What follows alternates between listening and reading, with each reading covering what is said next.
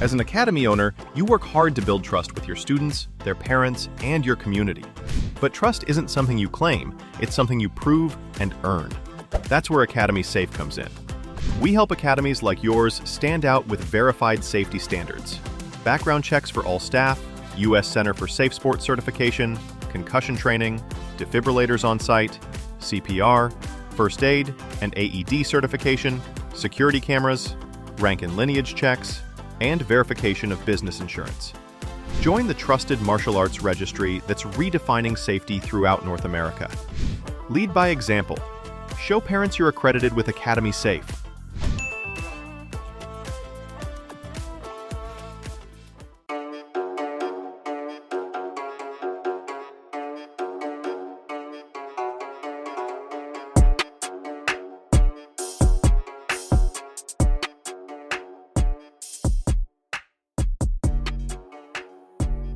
Hello, and welcome to My Empty Hands, a podcast about the martial arts with a focus on Kempo. As always, I am Reggie Darden, and I am excited to have a previous guest back on with me, Ryan. I always do this. Demarest is the correct pronunciation? Okay. Yes, sir, correct. I always freak out about names, and then I never ask beforehand, but right Demarest, the whole 9 yards. It's okay, no big deal, sir. I like that. Being flexible. That's an important thing to have as a martial artist. So, yes, sir. We as we were discussing just before we started recording here, Ryan was on the show back in October of 24, or at least that's when it was posted. We probably recorded quite a bit before that, much to my surprise and delight, when I started this show, I got a lot of responses for people being on, and there were quite a few times where I had 3 and 4 interviews a day, like every other day, and wow. So I had a lot going on, and it kind of seems to be ramping up that way currently. As today, I was a guest on a podcast, and nice. And then I just did another interview before we started recording today. So this is a three podcast day for me, and awesome. I think I have a few more scheduled in the coming weeks. So yeah, I'm going to be busy, but since then, I've upgraded my setup a little bit. I've got a bunch new toys that I probably really don't need, but right on, man. Help it. Once you get on the podcaster rat hole, things escalate quickly. I hear you. But it's fun stuff. Hopefully, it's improved the quality of the show. And as we're recording here, I'm going to be dipping my toes and making a little bit more.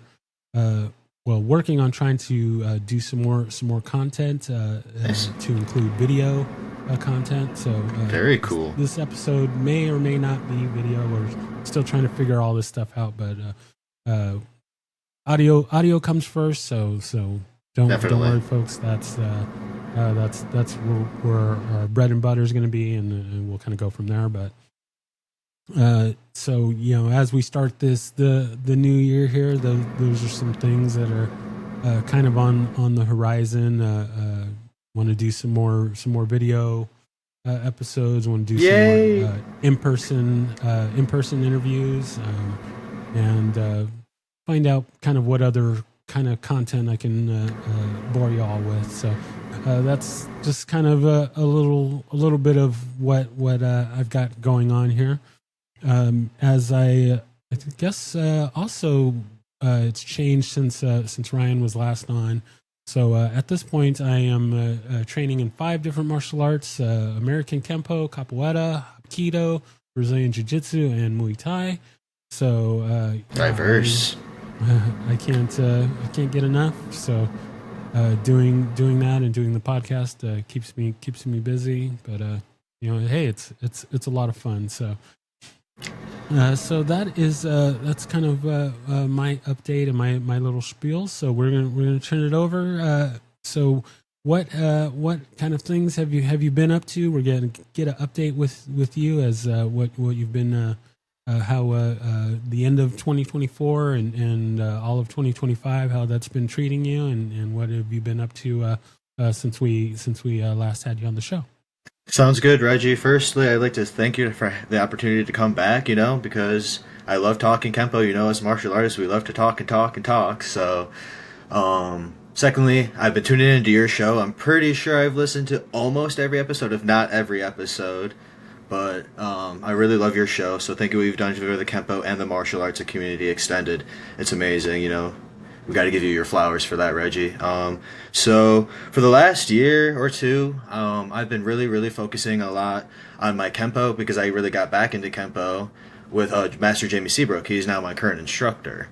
And so I met him and Mr. Durgan and the whole, guys that were coming to the, I think, Dynasty Martial Arts owned by Rob St. John and Blenheim, Ontario, Canada, right? It's about 90 minutes from my house. I live about 20 minutes from Detroit in Michigan, here in the United States. So at that point, I was absent from Kempo for probably 4, maybe 6 years, you know what I mean? And so it was really life-changing because when I met them for the first time, I was hesitant, and I was like, I don't really feel comfortable doing Kempo, I'm a second-degree black belt, I really don't feel like I'm holding that rank, I felt like, imposter syndrome, for lack of a better word. And so when I met them and they saw me moving and stuff, they were like, no, you are a black belt, Ryan. You just come from a different school, different lineage, X, Y, and Z. Just because you don't do it just like us for everything, that doesn't mean you're not a black belt, right? So that made me feel really good, Not to discredit my previous school, because obviously they were my base, my foundation. I love everything that they taught me. It was just because I was absent. It was nothing with my instructors. They got me to where they got me, and I love that and I appreciate that. It was just all on me because I wanted to cross-train, So I really focused on jiu-jitsu and the Muay Thai and the combat submission wrestling, and then Coach Nick Dedling over at 10th Planet Livonia also teaches a little bit of the folk style wrestling because that's what he did growing up. And then with our advanced class, sometimes the head coach, Adlai Cleveland, who's a third-degree black belt under Eddie Bravo in the 10th Planet system, also teaches us a little bit of the CSW because he's also affiliated with Eric Paulson, But he tends to mostly teach us more of the jiu-jitsu stuff because that's what he likes, his bread and butter type of thing. So I've been really diving into that in the past couple of years, and I even did a tournament, or two. The first one, I submitted. I got tapped out, I tapped out every single match, you know what I'm saying? And then my second one, I got the bronze. So, that was cool, And then I hope to compete again in this February, Very nice, very nice. No, I can totally relate with the jiu-jitsu part of it. I did my first jiu-jitsu tournament back in September. And, awesome. Got armbarred twice, and that was right on. That's how it goes. That's how it goes sometimes.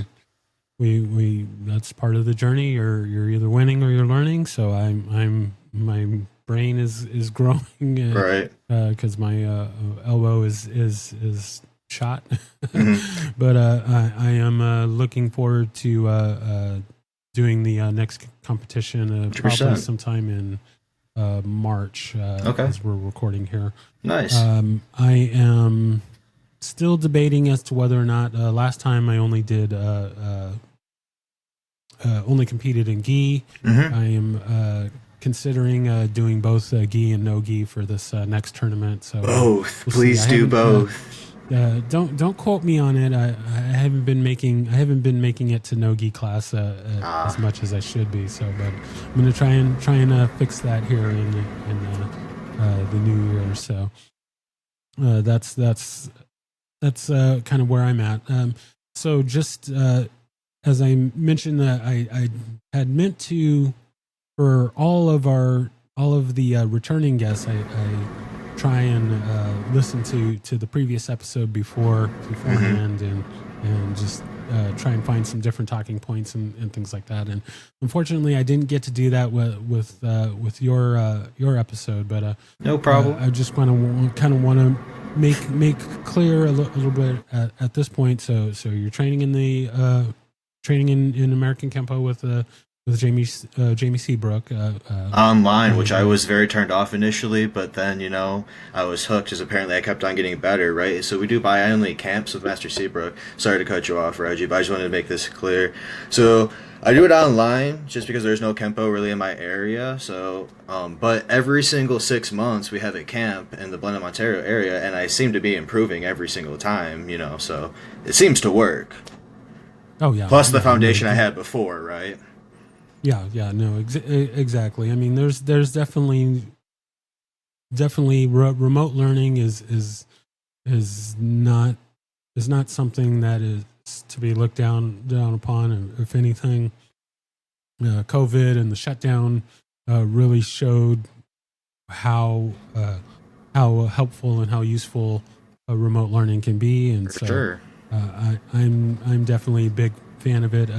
I would say not in the sense of okay, you're a brand new day off the street and you're looking at Professor YouTube and I'm not so much a fan of that. Not to say that there isn't any value into that, but you definitely need to have a in-person experience to get the foundations and 100% nuances in the agreed. training. So that's definitely important, and you had that background before getting with Mr. Seabrook. So that's I'm all for that.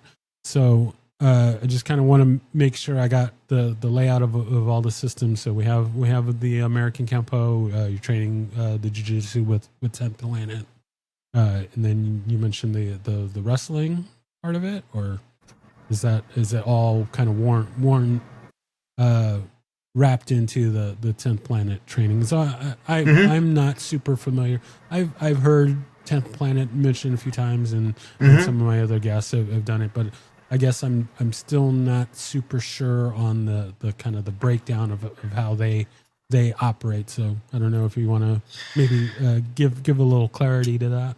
So I believe 10th Planet Jiu-Jitsu was founded in like 2003 by Eddie Bravo. It might have been 2006, but I think it's 2003 because that's when he tapped Hoyler Gracie in ADCC and got the third place medal, the first ever non-Brazilian to beat a Brazilian in ADCC. And he was using like mission control, which is the first thing you do in rubber guard, and then he like triangled him basically. And then in the rematch, is very, give or take. And then he was like doing a lot of like the lockdown half guard, which is kind of like a senkaku or a triangle leg lace with your legs when they're in half guard on top of you. And he was doing that a lot. So the 10th Planet system is very unorthodox, and we're known for our guard, our like lockdown half guard, rubber guard specifically. We also play like this pyramid guard in the fundamentals. We also play spider web, which is like the arm bar position. 10th Planet Michigan, we are thankful that our Detroit club also does gi classes on Fridays because the owner, Tracy Dawson, started in the gi with a Gracie club, and his cousin, Wayne 10, also started with a Gracie club. Tracy is now a first degree under Adley in the 10th Planet system, and I believe Wayne 10 is now second degree in the Gracie system, or some system that does gi and no gi. But we're very thankful because I only think that Long Island and New York does gi, and Michigan and Detroit. You know what I'm saying? Like everywhere else is exclusively no gi to my knowledge. There might be some other ones that do gi too, but sorry if I'm not mentioning y'all. But we're just known for unorthodox stuff. And then also 10th Planet, to get back on that, I feel like in recent years, or maybe in the better half of a decade, to describe it more precisely, is the leg lock game got really big, right? And we like zeroed in on the leg lock game. You know what I'm saying? Especially my school.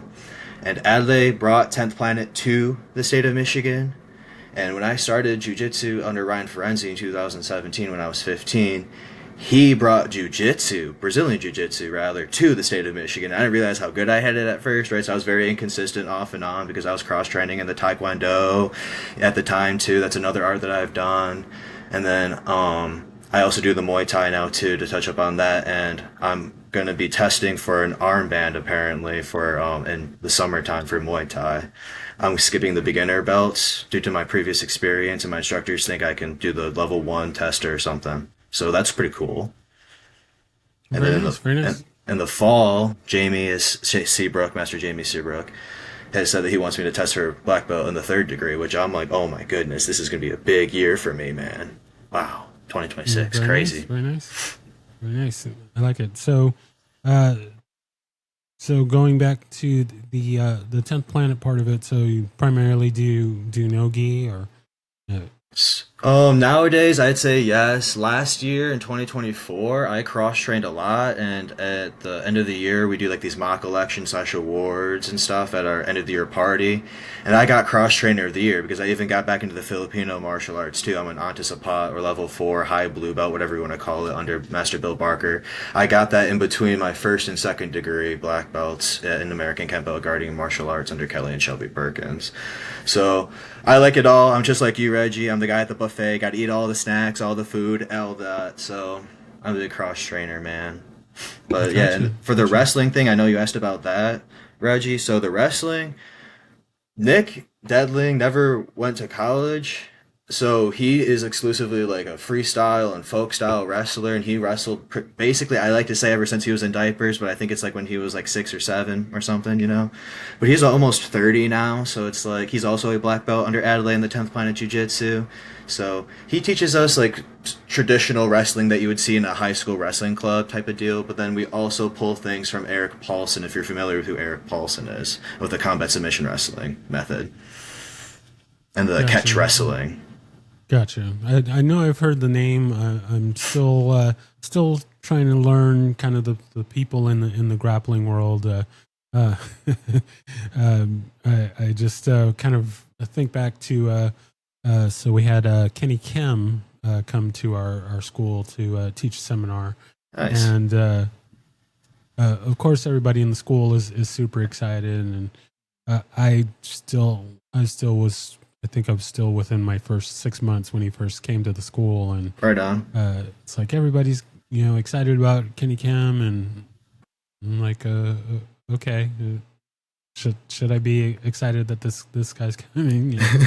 And you could definitely tell the difference between the jiu-jitsu people and the non-jiu-jitsu people. Right on. When I talk to any the jiu-jitsu people, they were excited that he was coming, and the non-jiu-jitsu people were like, Right on. who's that guy? Like, okay, that's Right. I mean, that's I nice. even met Eddie Bravo, So, so I was like, "Oh my God, Eddie Bravo's coming to town." That's when he promoted Adelaide to 3rd degree. And that's when Nick got promoted to black belt, right? And then Adelaide promoted all the other 10th Planet Michigan black belts to 1st degree, so like Tracy, and Peter Shellnut. Peter Shellnut also does Hapkido, and he's like a 4th degree in that, and like a 1st degree Japanese Jiu-Jitsu. He also does like Kali. He's a great guy, man, the Saginaw guy. And then also Peter down in Florida. So like 10th Planet Michigan, we're strong, and then I'm glad that you're doing the jiu-jitsu now too, because when we first talked, you said you did not want to do it, man. yeah, I was not exactly a fan of getting down on the ground, rolling around with sweaty guys.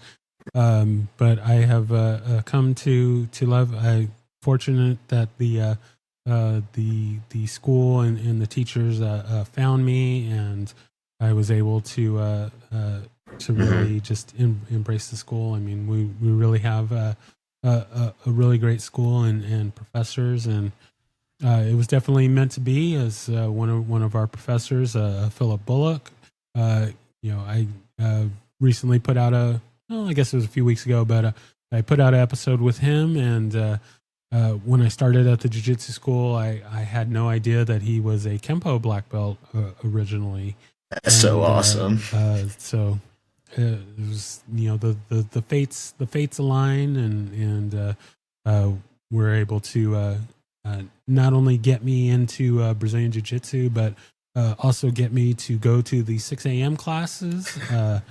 I'm still shocked and amazed that anybody could convince me to get out of my warm bed every morning, or most mornings, and go to the 6 a.m.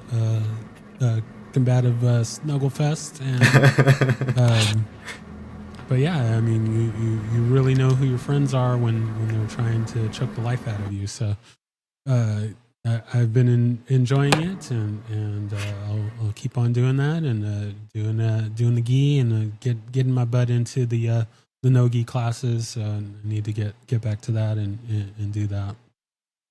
So let's make sure we got all the items off the list. So we have the American Kempo, we have the grappling through 10th Planet. You mentioned some of the Kali and some Taekwondo. Any other styles that we're throwing into the pot here that you've been training? So I did mention earlier the Muay Thai, so I'll be testing for an armband through the Okay, WTBA Muay Muay Thai. And before we started doing the armband system, because I met Adlai back when I was in high school, so that was right before COVID, because I graduated 2019. So what happened was we were doing boxing back then and Muay Thai, and then COVID happened, and basically I'm just explaining my story. So then what after for jiu-jitsu and Muay Thai and boxing. So after that, then we came back with the masks on, right? And then I did the training for that. And then right before we took them off, right? And then after COVID was like basically gone, but even though it's not really, but it's gone in Michigan for the standards of pulling off your mask and being able to train freely. I had to take off time for like lots of family issues, and then I came back about 4 or 6 months later for about 2 3 months, and then I had to take another hiatus for another 4 or 6 months, and then ever since 2022 August, I've been doing the Muay Thai, wrestling, Jiu-Jitsu through 10th Planet, and we also have the combat submission wrestling and Eric Paulson's STX, I think it's called, the kickboxing. He does like Savat mixed with Dutch, mixed with Muay Thai. It's like a thing that Eric also has done. He's also does Jiu-Jitsu. Eric Paulson's a walking encyclopedia of martial arts. He's kind of like the Kempo Joe of like the beginnings of MMA, type of deal. So yeah. And then also the Taekwondo I do now, because originally I did it when I was like younger. We had a little bit of it with my Kempo school because Mrs. Kelly Perkins is a third degree black belt under the Roses here in Michigan, and my cousins are also black belts under the Roses. So I originally trained with them in between my second degree and getting back into jujitsu.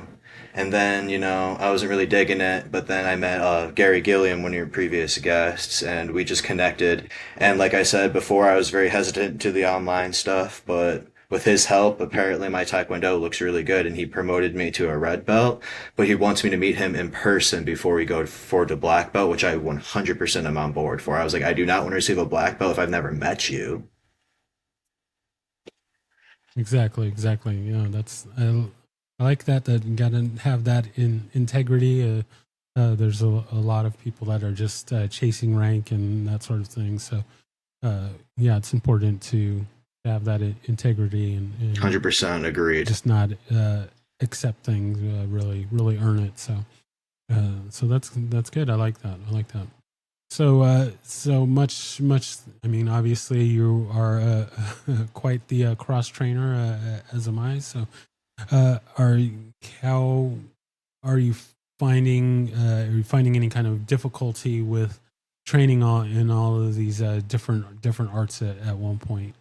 Yes, because at one point or another, I was really considering dropping one of them, and it was going to be the Taekwondo, to be honest with you. And then I talked it over with Sabudim Gilliam, and he was telling me he's also a Kempoist, right? And because his Taekwondo system, he pulls from what he learned in the military and stuff. So he apparently learned a lot of Thai boxing. So he like honors whatever I learn in person with a Thai boxing coach. Whatever I do with Taekwondo locally here, whatever I do he's also like a knife guy and a Kali guy. Whatever I do, because he's a big cross trainer too, is part of his system. So he's like honoring stuff from like above. So I'm just like, okay, that's cool. So like I'm just gonna really zero in on the Muay Thai and the Kempo for now, and really go into the wrestling classes too, periodically. But I'm really going on to my Kempo and Muay Thai right now, and Jiu-Jitsu. Very nice. So I brought this up in one of my other interviews today, in that something that I had heard on a different podcast. Someone was mentioning not being afraid to quit, and yes, when you first hear that, it's like, okay, like like you're telling me to quit something, and it wasn't just Perseverance question mark? What? Well, he explained that Yeah. what he means by that is that it's not oh well, this is getting hard, so I'm I going to see. quit. He was talking about things like life gets in the way, and maybe we can't always train as much as we want to, or there's money or time or whatever the thing is, and we're not quitting because the sake to quit, but if we're not getting what we need, or we're not able to get what we need at that particular time, it's okay to step away from that and then come back to that. So if you have a situation where maybe I should say he also applied this to, if you're at a school or you're with a teacher that's not meeting your needs, that it's okay to say, you know what, this school is not meeting what I need for my training, but for my goals, that it's okay to leave that school and that teacher and find another one, or find just, you have to go where you're getting your needs met. And I think that's With the editing now, right? No problem. We will fix it in post. So not a problem. Okay, thank God. Yeah, just jumping. No quitting, not Okay. giving up. Though life can get involved, and then that's what I remember. So what I was saying is one of the things that he was mentioning was if you're at a school, you're with a teacher and they're not meeting your needs, that it's okay to say, okay, this instructor, this teacher, the school is not meeting my needs or my goals. That it's okay to leave that school and go to another school, and so you're not quote unquote quitting, but you're finding you're getting what you need to be fed. And I applaud having loyalty to a school or to a teacher, but at the same time, Fair. if they're not getting it done for you, you have to go somewhere where that is. And Agreed. at our school, at our jiu-jitsu school, we recently had a number of people get promoted to black belt, and a couple of those individuals came from other schools, and they have told the stories of not getting the support that they needed from their coaches and things like that, and just being held back. I mean, even Professor Bullock, as I mentioned a little bit earlier, when he started with our school, our Professor Greg, Philip had he was brown belt at the time. He was like a 4-stripe brown belt, and the school that he left, the instructor there would not promote him to black belt, even though he was putting in. I mean, he trains multiple times a day, every day, and he's done that pretty much his whole career. And so this teacher would not promote him to black belt, even though he was more than deserving of it. And so when Professor Phillip came to our school and got with Professor Greg, Professor Greg actually took off all of Professor Phillip's stripes, and it wasn't a situation where like, oh, I'm demoting you, or I don't think that this teacher is no whatever. It was, he wanted to make sure that he was building up the kind of black belt that he wanted to see. And I see that. That makes sense. Professor Phillip was fine with that, and sure enough, he helped guide Professor Phillip and mold him into the kind of black belt that he should be, and he represents our school very well, and he's doing great things, and that was, I think a lot of other people would I see that as a sign of some sort of punishment or something, or like how dare that this guy take off my stripes and make me start essentially start over again. But there's when you're not afraid to quit, then you can see that as an opportunity to be better than, and not see it as a negative, see it as a positive. So Just like Adley, right? Because when he first met Eddie, I believe he was a brown belt in the gi, right? And so he wanted to wait until he was his standard, right, to get a 10th planet black belt. And nowadays, even if you're a gi black belt, there's a handful of, 10th planet gods, but there's like a handful of them that were gi black belts, right? And they wanted to learn the 10th planet system, and Eddie gave them a brown rash guard. And it was like, you're not a 10th planet black belt because you don't know the 10th planet system. Nowadays, a lot of people think that's far fetched because jiu-jitsu is jiu-jitsu. You can play lockdown, you can play the truck, you can play rubber guard without being a 10th planet guy. But the 10th planet system is kind of like a language, very similar to Ed Parker Kempo. We literally, when we say fire and flip and go to the go-go launch, we don't want to tell you and describe to you what to do. You just do it. You know what I'm saying? When we say kiss of the dragon, lobster roll, inside heel hook, you just do it. Like. And there's a lot of people that got black belts in other systems that come to 10th planet and they do the same thing. It's not a disrespectful thing. It's not an emotion. It's, you got to learn from me and learn the way I do things, which I respect because I like the fact that they're different, right? Exactly.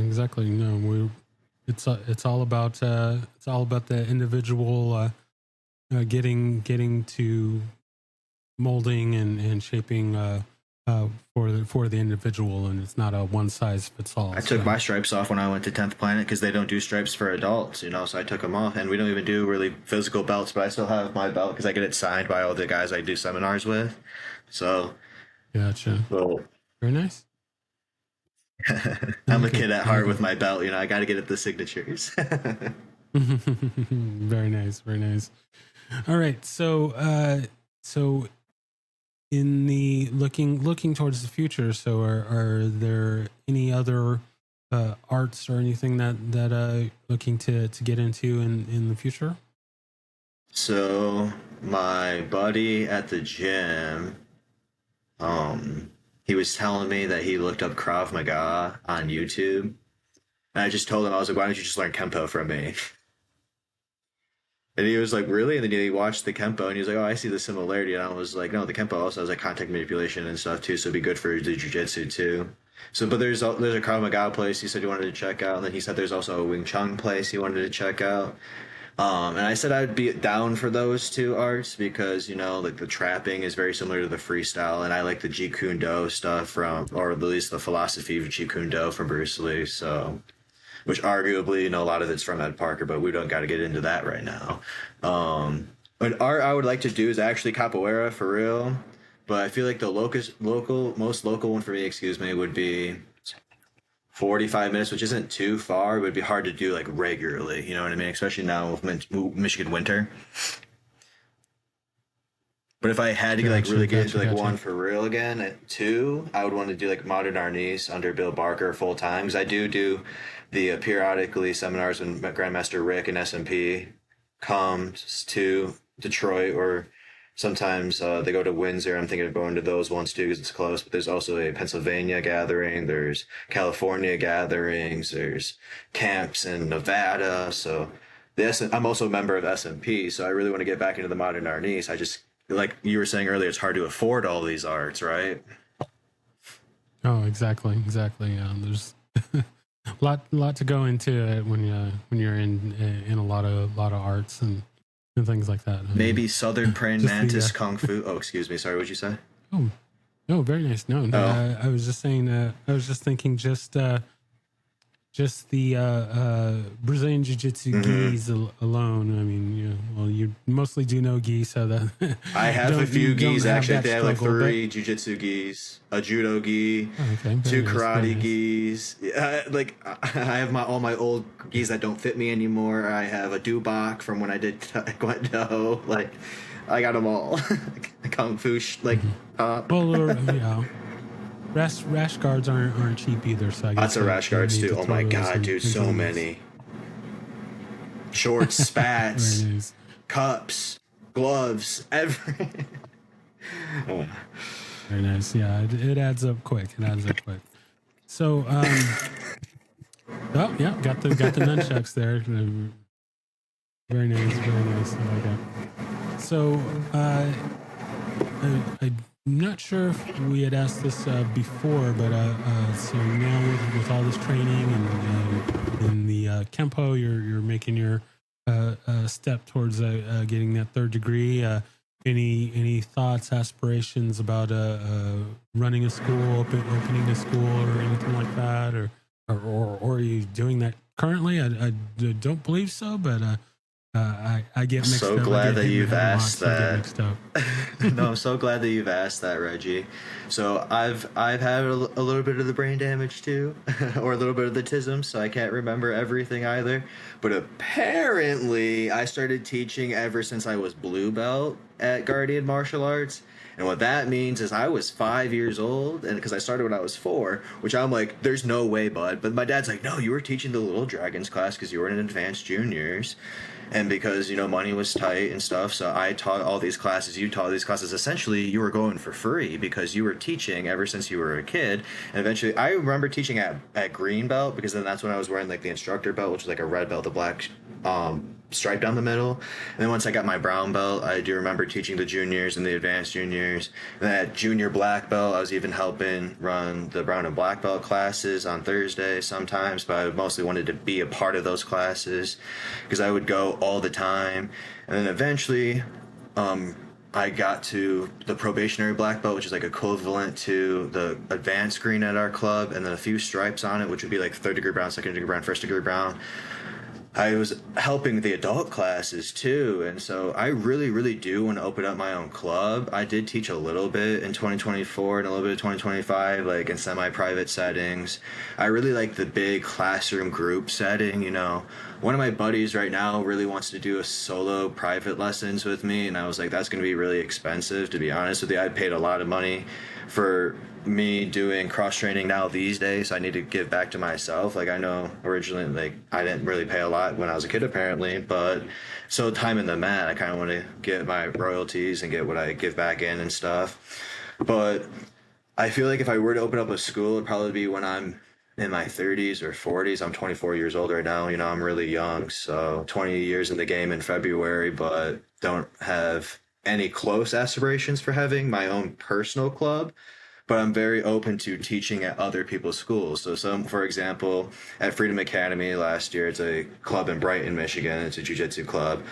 There's a guy, my friend Steve, he is boxing for like 40, maybe 50 years. He's almost 60. He's also a referee for over 100 bouts here in the state of Michigan. He taught me boxing. In exchange, the trade-off was I taught him American Kempo, right? And I taught his girlfriend American Kempo and whoever else showed up for the Ryan's Kempo self-defense class. And so we didn't really get into short form 1, but I did teach them blocking set and up until checking the storm, so maybe the first 7 or 8 of the yellows. And so I was trying to do short form one time, but then I was like, you know what? It's really hard to do that with like people right now because we didn't really do lots of basics. It was really bad, Reggie, when I was first getting back into teaching, to be honest with you. I've also taught online through the PKKA. That's the Kempo organization that I'm with currently, the Phase of Combatives Kempo Alliance. Mr. Todd Durgan is our president. And it was really strange at first to be teaching virtually, because I didn't know really how to do it. But then I just got into a flow state, and eventually everyone really loved it. They said I had very good energy. I was very encouraging at the whole 9 yards. So I do have goals of teaching, because ever since I was a junior black belt, I could even take my plaque off the wall and read it. It says, you have goals to open up your own dojo, and I hope I could see it one day, buddy. But unfortunately, Mr. Perkins passed away a couple of years ago, so he will never be able to see that. But I do want to honor what I told him and honor their lineage and honor Jamie's tutelage and honor everything that I've learned and give back to my community. That's really something I really want to do because I do want to look forward to my career outside of the martial arts as well, but that's also something I really, really, really want to do.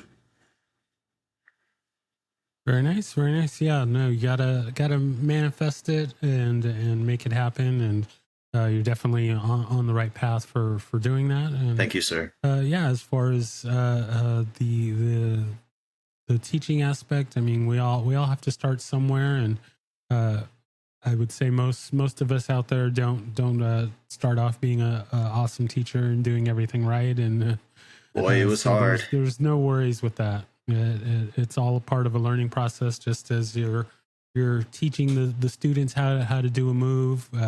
You are also learning how to teach, and 100%. that's something that takes time to do. It's always kind of funny to me how when I do multiple episodes in one day, how certain things just come up in every episode, and so the last interview that I did, someone it was brought up a situation where a friend of mine was coming to me and saying, "Oh, well, I want to teach this class. Let me teach the next class." And I gave him the warning that, like, are you sure? There's a little bit more to teaching than just kind of getting up there and showing a move or two. But he was Head on a super swivel. enthusiastic. So I remember, yeah, Reggie. so I let him. Oh, you let him do what? Sorry. Go ahead.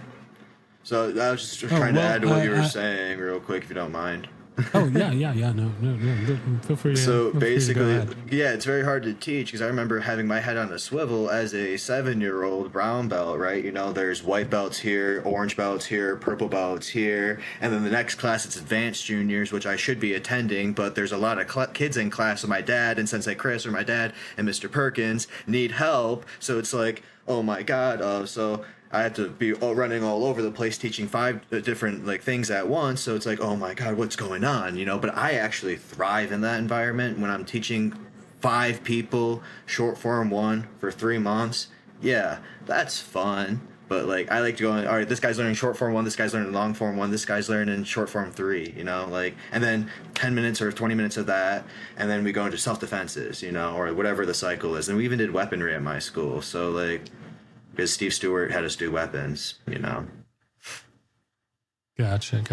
Yeah, there's a lot of management, time management, and people management and logistics that have to be worked out when you're teaching. So, but the situation with my friend, so I let him go ahead and lead the class, and Right. He started doing his thing, and I say graciously that he made it about 10 minutes, and then he was kind of out of material. It was probably more like 5 minutes, but Right. but we'll be nice and give him about 10-15 minutes Sure. worth of class. And he was kind of at it. He showed a sequence, and we're kind of working through the sequence, and then he was kind of done.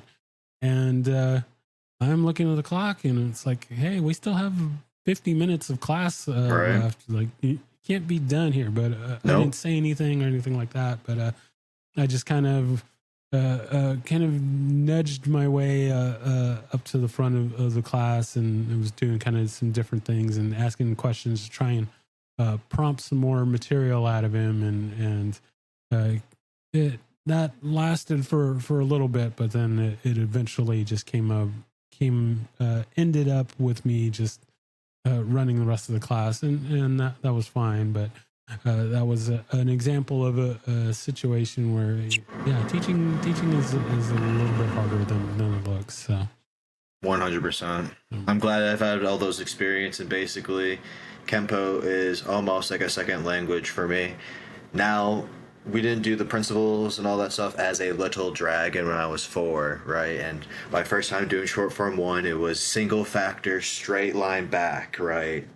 We have so many belts, I had to do 4 times. I had a test on short form 1. There was single factor backwards, then turning with single factor, then turning with double factor, then turning on the right side and the mirror image side, or the left side, in other words.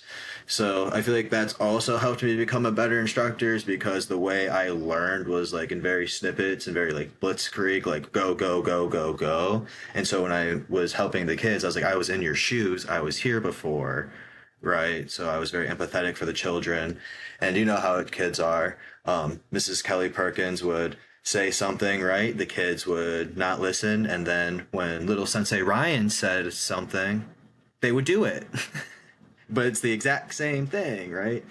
And then the whole material thing, one time I froze during our PKKA seminar online when I was teaching Master Key Technique Leaping Crane and how to use it with jujitsu attributes and how like a rear naked choke instead of the elbow sandwich at the end.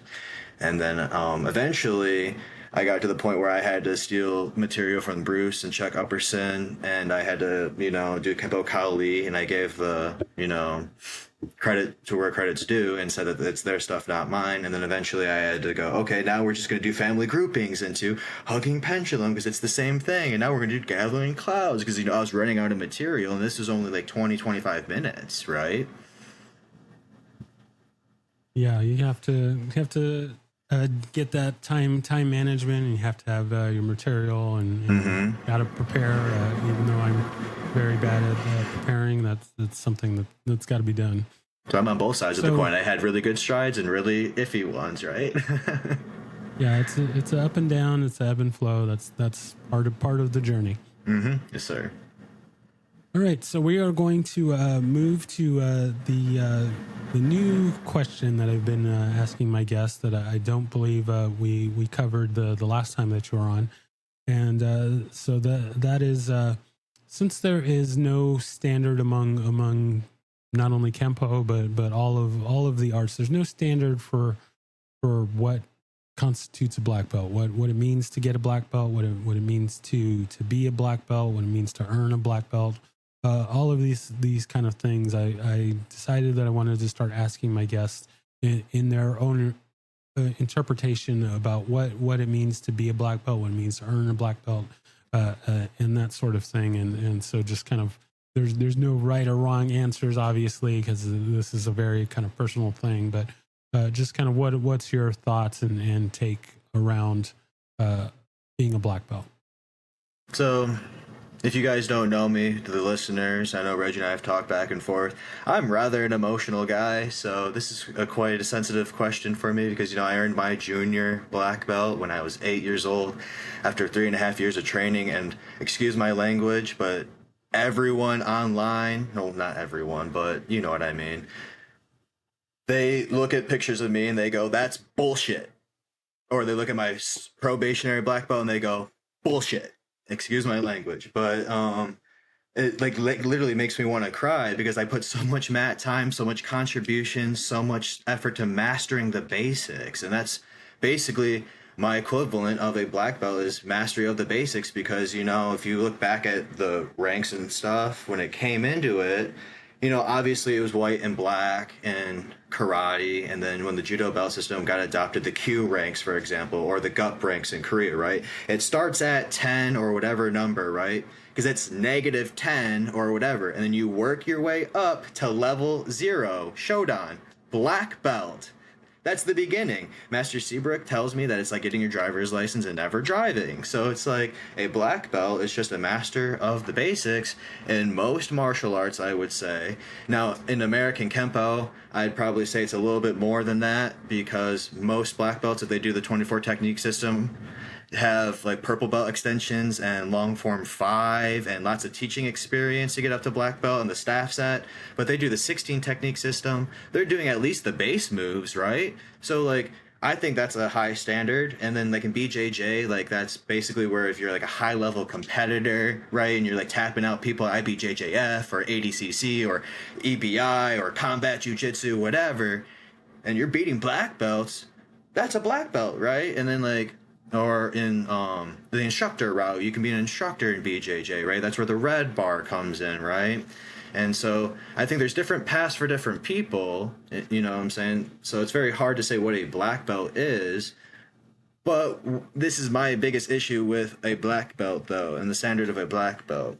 I'm not going to just point fingers. I'm just going to say Taekwondo. I've done Taekwondo. Taekwondo people, please don't attack me. But it's notoriously known to give little children like third degree or fourth degree black belts in Taekwondo, right? Especially the American Taekwondo.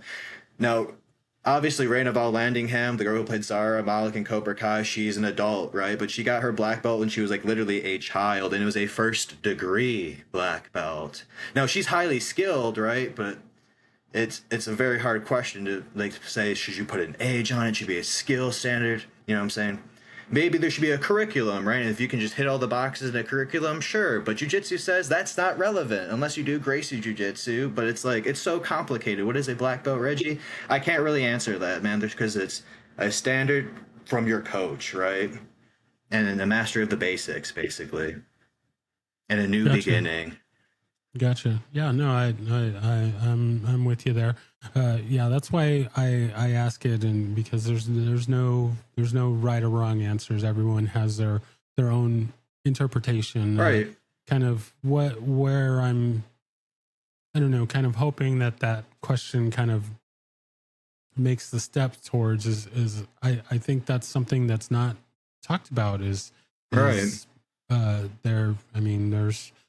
How many years until my black belt? Yeah, well, it's not only just kind of the chase for that, but I mean, in the grappling world, there's somebody I'm not going to name Derek names. Moneyberg.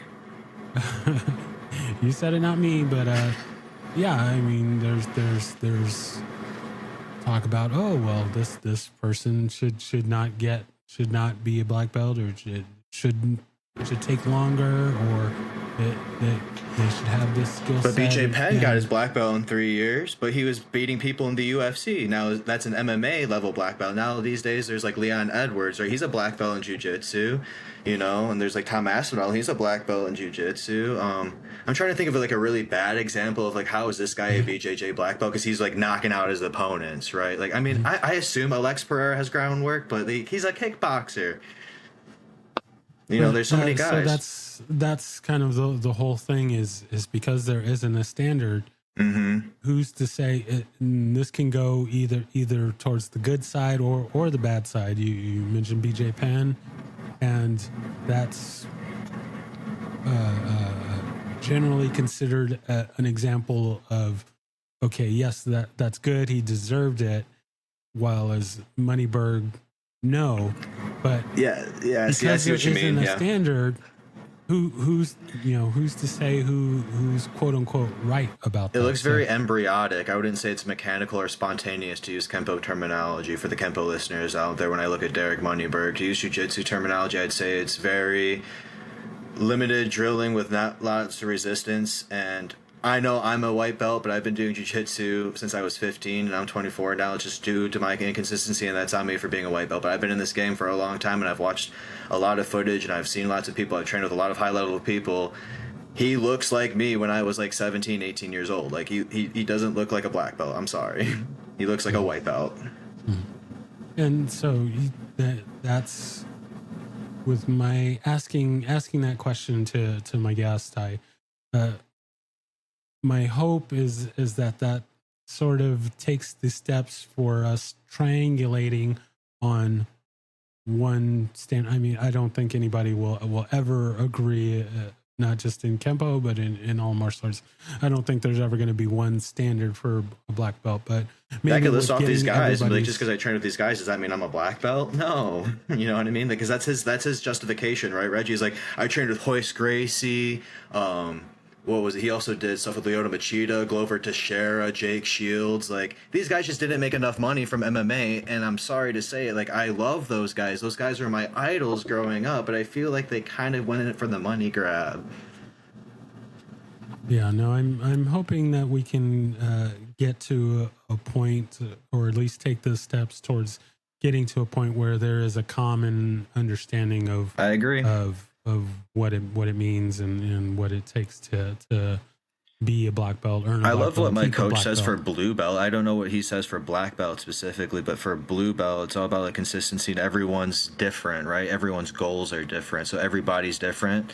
So I know there is like hard to have a standard like that, right? But He just goes, it's all within your own personal development and for yourself. And then I've heard another belt promotion. I forgot who it was for, but it was at one of my community days that we had in here. And he was saying, like, this guy has hit, like, what I would say is like 50% or 75% of his potential for purple belt, right? And he has a good understanding of things everywhere. And then for a brown belt, I heard that he is like, now he's coming up with instructor roles and he is winning world titles, like, because, you know, we're 10th planet, right? So it's like that route. But then there's like the self-defense route, like for Jamie, right? There's a curriculum for once you get your purple belt in Gracie Jiu-Jitsu, apparently at his school, you know the entire curriculum, right? Because there's more self-defenses in Gracie Jiu-Jitsu than American Kempo. Stand up, ground, gun, bat, knife, you name it. Purple belt to black belt is just refining what you know already. So is it just time after purple belt is now you're a black belt? Yeah, we need a standard, like you said. I'm with you. It's hard. Yeah.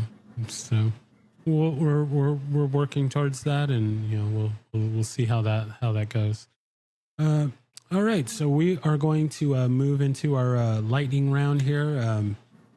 We did this. Pretty sure we did this on our original episode, but we did. My answers probably have changed because they'll probably change tomorrow. And that's kind of one of the reasons why I wanted to go ahead and do this. So here we go. So first question, do you have a favorite technique? So I think I originally said like raking mace with the extension, but that's just because I only learned it on YouTube. I've never actually drilled that on a body. So now I feel like to answer the question more legitimately, I have to say it's something I've done on a body before. So like obviously, you know, like the 5 swords, you know, thundering hammers, the Kempo all-star techniques, like you say. But right now, and probably the answer I say most frequently, is the backbreaker. And then in jiu-jitsu, I like rear triangles off the back. I like wrist locks. I like ankle locks. I'm a dirty little white belt. In modern art nice, I like sombrada patterns, and I like passovers, and I like stick and knife work. I like empty hand stuff. Wrestling, I like treetop singles. I'm just giving out my whole game plan. If anyone wants to fight me MMA, watch this podcast. Hey, that's how you get. That's how you Sidekicks. Very nice. Very nice. I like it. All right. Next question. Do you have a favorite form and or set? I've never learned long form 5, and I know I said that originally, and I know I said finger set for and I like finger set 2 now, the way Master Seabrook has showed me. I need to drill it more often to make sure I have better mastery, because the way I learned it was more WKKA, and his is, I believe, LTKKA or more Huck info. I'm not sure exactly, but there's little differences in the footwork patterns. But I also like coordination set. Yeah. All right. Very good. Very good. I like it. Long form 5 is probably still my favorite, even though I've never learned it. But of the ones I did learn, really weird. I know you got to learn Kempo in a linear fashion, but in an international class, we learned long form 6 last year, and I really like 6. I feel confident in probably 10 or 11 out of 13 on both sides, minus the ending isolation, you know, and then in long form 4, because my previous school didn't teach me long form 4 as of this recording on the 4th of January. I know half of that, and I really like that one too. So it's very hard to pick a favorite, right? But I really like takedowns in jiu-jitsu, so maybe 5, right? Very nice. No, I'm right there with you. I had the chance to be in a seminar with Sabora Chan a few months back, and we were working on Form 7, and wow.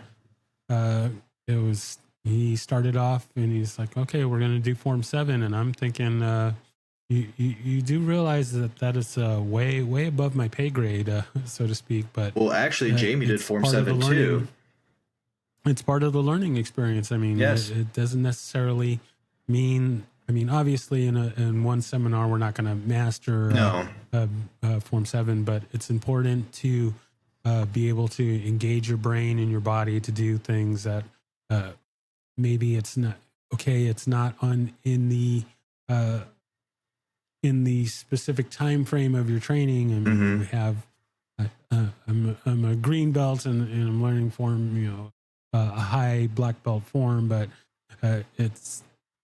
There's nothing wrong with that. It's important to be able to be exposed to all of these different things, so that when it does come my time to kind of quote unquote learn it for real, then I'm having that exposure to it is going to help. So nothing wrong with that. It actually reminds me, Reggie, last April in 24, I believe Master Jamie Seabrook did go over Longform 7, and his rationale was the first move, I think, is 7 storms, right? Or with 7 swords, 7 storms, right? Because it's 5 swords, right, with the sticks. And then reversing storm is just reversing mace. And then repeating mace is repeating the storms, flashing storm, flashing mace. So if you're like a green belt, brown belt, you can maybe get it, but it's just with sticks, right? So it's a little modification, it's just an extension of yourself, right? That's the whole point of having the club. But I do like what you say, that once the time comes, now you're familiar with it, and so now you'll be good with it when the time comes. Exactly. All right, next question. Do you have a favorite weapon? Ooh, favorite weapon. Do I say a club or a stick? Do I say nunchucks? I learned Uwara forms. I learned bow forms. I learned Kama forms. I learned a saber form. That's a very tough question. Very, very oddball choice. You know Nightwing with his Eskrima sticks with the tasers? Yeah. There we go. Nice. I like it. All right. Next question. If there's anyone that you could train with, living or dead, fictional or non-fictional, besides Ed Parker, who would that be? I know I said Ed Parker and Johnny Lawrence originally, so Michael Jai White is one of my influences. He's still alive. Jason David Frank, the Power Rangers, got me into the martial arts growing up, so I would like to go train Jason David Frank, and he's deceased. Austin St. John, the original Red Ranger, is still alive. That would be cool to train with him. Let's see. My father used to train. He doesn't train anymore. Mr. Perkins has passed. I am very blessed with the guys I train with regularly. My team at 10th Planet Livonia, 10th Planet Detroit, 10th Planet Royal Oak, Saginaw. I even go to Grand Rapids sometimes. I really love everyone, love my classmates at Seabrook Martial Arts Academy. I'm very blessed with everyone, so it's very hard to pick, but those legends I mentioned earlier, for sure. Great answer. I like it. You. All right. Yeah, we'll definitely have to make that happen. Yeah, sorry, I forgot about that, Reggie. That's okay. It's an honor to be nominated. All right. So then the final question there, what is something that either always motivates you to train, or what is something that you'd like to put out there for others to motivate them to train? I annually rewatch the Avatar: The Last Airbender, and this previous Christmas my parents bought me all the novels and stuff, from the Yang Chen novels, the Kyoshi novels, the Roku novels. So Avatar: The Last Airbender really inspires me to train a lot. UFC fighters, my teammates, my friends on Facebook, every single martial artist out there motivates me to do better, right? So I feel like everyone. Perfect. All right, so we are at our very final piece of business for today, and that is the shameless self-promotion. So feel free to plug anything that you'd like, or if there's anything that we didn't mention that you wanted to make sure to get out there, you now have the floor, and then we'll close out from there. If you're ever in Livonia, Michigan, or the Detroit metro area, or any of the 10th planets I mentioned earlier, please come by and train with us. If you're a black belt or above, or a serious brown belt, and you don't have an instructor currently, maybe reach out to Master Jamie Seabrook. Maybe he's the guy for you. I've worked with a lot of Kempo guys, and I love them all, but right now he's my guy right now. We have a camp scheduled for April already, and a camp scheduled for September already of this year. And then for my SMP, our Nice group, I believe when Grandmaster Rick Ming Leong, who got promoted directly under the Preyas brothers, will be in town again in October of 2026, and that will be in Gibraltar or Metro Detroit area. We also have some camps planned for Pennsylvania, I believe, soon. The time of the recording now is January, so I'm not sure. Follow me on Instagram at RedSensei10P. Find me on Facebook at Ryan Demarest. If you do martial arts, I'll probably accept your friend request. If you want to learn from me, I'm down to do seminars. I know I'm only 24 and I'm a little knucklehead that has brain damage because of combat sports, but I do have a lot to offer. I've been teaching since I was 5, apparently, and I really miss it, and I really wanted to get back into the instructor role. So if you ever want me to come out to your club, maybe I can just do a class with you, do a seminar with you. Then maybe down the line, when friendship grows and stuff, maybe then that's when I can do a seminar. I'm very flexible, very open, and willing to learn more from everyone. So please just reach out, and please come train with me at 10th Planet Livonia for Muay Thai, wrestling, jiu-jitsu under Adelaide Cleveland, Nick Dedling. And like I said earlier, if you want to do Kempo with Jamie Seabrook, I think it would be a really good opportunity for people to elevate their Kempo to the next game, despite not being able to have access to a, club in person. It's worked for me. It might work for you. And please join SMP. Fantastic. I like it. Very, very well said. All right. So we are at the end of our time today. I once again thank you so much for being on once again and sharing your updates and like I've mentioned before, certainly keep an eye on what you're doing and likewise on, and excited to see what comes next for you. Any way that we can, myself and the listeners can help you get ready for that third degree. We're going to be behind you, rooting you on, and whatever we can do to get you there. We'll definitely be in your corner. So. Just again, thank you so much for everything that you're doing, and thank you again for being on. And until the next time, we'll keep training and keep getting it done. Thank you, Reggie. Real quick, I might venture out to MMA too. I forgot to answer that. That might be another martial art I want to do, is combine all my skills too, right? And do MMA too. But that's once I get my blue armband in Muay Thai, the blue belt in Jiu-Jitsu, and then probably after 3rd degree in Kempo. But, I'm always rooting for you too, Reggie. Thank you for having me. And I think it's time to close out. Thank you, sir. Thank you. Thank you for listening to My Empty Hands. If you enjoyed the show, please share it with a friend. If you didn't enjoy it, please share it with an enemy. If you'd like to be a guest, or if you would like to recommend a guest for the show, please email me at podcast@talkingkempo.com. Thank you.